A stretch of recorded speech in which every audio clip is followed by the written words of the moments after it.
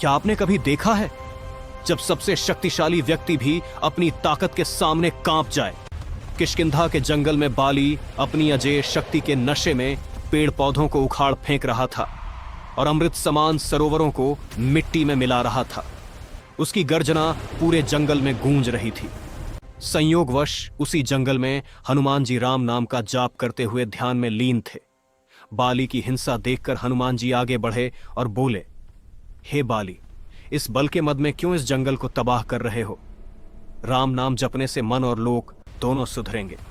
बाली ने क्रोधित होकर कहा, तुच्छ वानर, तू मुझे राम नाम का जप सिखा रहा है?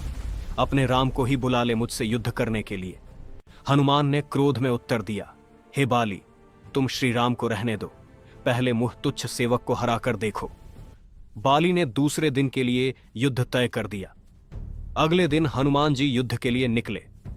रास्ते में ब्रह्मा जी प्रकट हुए और कहा, हे हनुमान, बाली को क्षमा कर दो। हनुमान ने कहा, नहीं, उसने मेरे आराध्य का अपमान किया है। ब्रह्मा जी ने कहा कि अगर युद्ध करना ही है तो केवल अपनी शक्ति का 10वां भाग ही लेकर जाओ। हनुमान जी ने ब्रह्मा जी को सर झुकाकर प्रणाम किया और चल दिए। जब हनुमान बाली के सामने आए तो हनुमान जी का आधा बल बाली में समा गया। बाली का शरीर फूलकर फटने लगा। ब्रह्मा जी ने कहा, अगर बचना है तो हनुमान से जितना हो सके दूर भाग जाओ। बाली तुरंत वहां से भागा। आगे ब्रह्मा जी मिले और बोले, इतना भी बल सहन नहीं कर पाए तुम। यदि हनुमान अपने पूरे बल के साथ युद्ध में आते तो तुम तुरंत परलोक सिधार जाते। बाली समझ गया कि हनुमान जी का बल असीमित और राम भक्ति असाधारण है।